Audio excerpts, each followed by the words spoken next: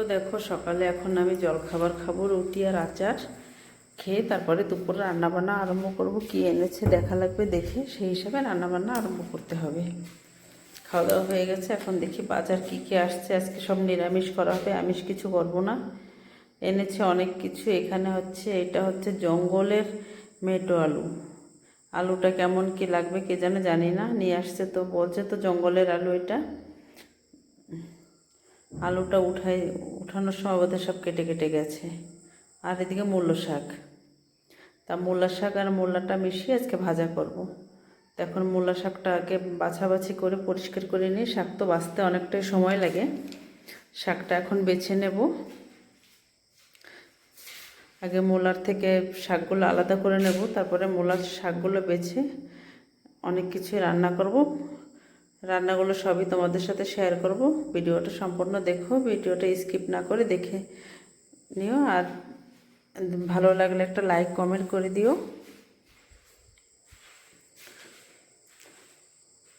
তো এখন শাকগুলো, এই যে মূলার থেকে শাকগুলো কেটে নিয়েছি, এখন এগুলো বাছাবাছি করব।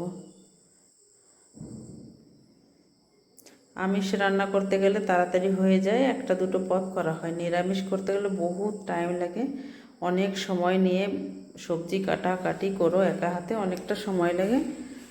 মানে একটু বিরক্ত, বেশি টাইম নষ্ট হয়, বেশি সময় কষ্ট করতে হয়। এই যে শাকগুলো আমার প্রায় বাছা হয়ে গেছে। এখন মূলাগুলো মাটি ছাড়িয়ে নেব, মূলা পরিষ্কার করে নেব। মূলাগুলো এত ছোট ছোট, আঙ্গুলের মতো, ভীষণ ছোট। কাটতে পারবো না, কাটা যাবে না। দেখি কি করে কাটাকাটি করি। মূলাগুলো ছাড়ানো হয়ে গেছে। এই যে মূলা শাক সব মিশিয়ে একটা সুন্দর একটা ভাজা করব। চপারের ভিতরে দিয়ে মূলা শাক সব কুচিয়ে নেব। দেখতে থাকো। এইভাবে শাকটা কেটে নিলেও তাড়াতাড়ি হয়ে যায়, হাতে আর কাটাকাটি করা লাগলো না। ছোটোবেলায় দেখতাম মাকে মূলা শাক জিরা জিরা করে মূলা শাকটা কাটতো। তো ওরকম করে আমরা এখন কাটতে পারি না, আমি চপারে করে নিচ্ছি। শাকটা মূলাটা সব সুন্দর কাটা হয়ে যাচ্ছে। এতে প্রথমে মূলাগুলো কেটে নেব। এই যে মূলা কুচি করে নিয়েছি, এখন শাকগুলো এর ভিতরে কুচি করে নেব। তাড়াতাড়ি হয়ে যাবে, সুন্দর কুচি কুচি হয়েছে, পুরো জিরের মতনই। এই যে এখন শাকগুলো কুচি কুচি করে নেব।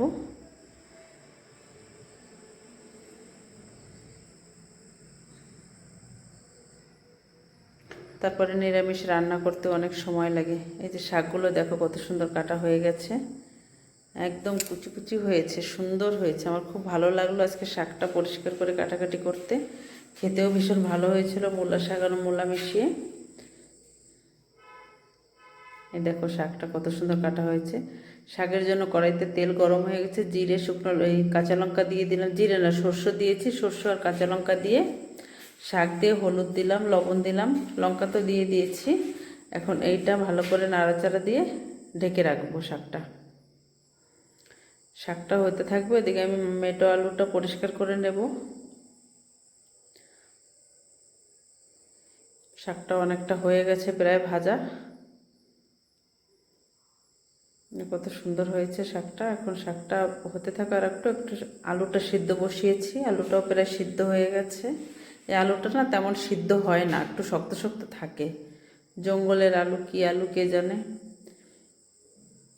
আলুটা তেমন মানে নরম হয়। এদিকে ভাত বসিয়ে দিয়েছি রাইস কুকারে, ভাতও প্রায় হয়ে গেছে। যে আলু সিদ্ধ হয়ে গেছে প্রায়। এখন শাকটা নামিয়ে আলুটা রান্না বসাবো। শাকটা হয়ে গেল, এখন শাকটা নামিয়ে রেখেছি। এখন কড়াইতে তেল গরম হয়ে গেছে, জিরে ফোড়নে দিয়ে আলুটা দিয়ে দেবো। হলুদ দিলাম, লবণ দিয়েছি। এখন একটু নাড়াচাড়া করে তারপরে লঙ্কার গুঁড়ো, ধনে জিরার গুঁড়ো দেবো। আলুটা তেমন ভালো লাগলো না আমার কাছে, একটু শক্ত শক্ত, খেতেও তেমন ভালো লাগেনি। একটু লঙ্কার গুঁড়ো দিলাম, ধনিয়া জিরার গুঁড়ো দিয়েছি। এখন একটু নাড়াচাড়া ভেজে নিয়ে তারপর জল দিয়ে দেবো।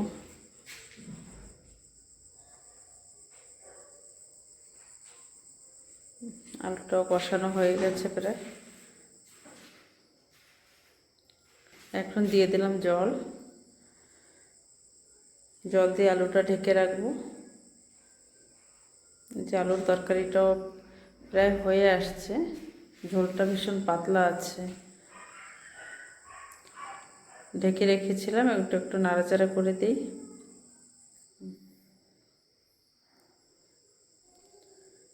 আর একটু ঢেকে রাখবো। আলুটা একটু শক্ত শক্ত আছে, যত ঢাকলেও একটু আলুটা ওরকম গলে মেল্ট হয়নি, একটু শক্তই আছে। তরকারিটা হয়ে গেছে। এখন বসাবো ডাল, মুগ ডাল করবো আজকে। মুগ ডাল তেলের কুকারে বসিয়ে দিয়েছি, জিরে শুকনো লঙ্কা তেলে ফোড়ন দিয়ে ডাল একবারে দিয়ে দিয়েছি। ডালটা ভালো করে পরিষ্কার করে নিয়েছিলাম, আর না ধুলেও চলবে। ডালটা কিছু সময় ভেজে নিয়ে এর ভিতরে আমি সবজি কেটে নিয়েছি, আলু, কুমড়ো আর হচ্ছে কচু। এখানে আমাদের উড়িষ্যায় আমরা ডালমাটা এরকম করে রান্না করি, উড়িয়ারা এরকম রান্না করে, খেতে ভীষণ ভালো লাগে। এই যে সবজিটাও দিয়ে দিয়েছি, ডাল ভাজা হয়ে গেছিলো, সবজি দিয়ে টমেটো কাঁচা লঙ্কা দিয়ে এর ভিতরে লবণ হলুদ যা যা দেওয়ার দিয়ে তারপরে ঢেকে হুইসিল মারতে দেবো 2টা। একটু সব কিছু দিয়ে দিয়েছি, একটু জল দিয়ে এখন একটু নাড়াচাড়া করে এখন ঢেকে দেব। 2-3টে হুইসিল মারার পরে যে ডালটা আমি নামিয়ে মানে ঢাকনাটা খুলে নিলাম। এর ভিতরে একটু জল গরম করে দিয়ে এই যে একটু নাড়াচাড়া করে দিলাম। এর ভিতরে দেবো আমি ঘরে করে রাখা মশলা, জিরে আর শুকনো লঙ্কার গুঁড়ো আছে, গুঁড়ো 1 চামচ দিয়েছি। ডালটা খেতে ভীষণ ভালো হয়েছিল। আমাদের এখানে মন্দিরে প্রসাদ বানায় এরকম ডাল, এরকম ডালমা ভাত করে। এই যে ডালটা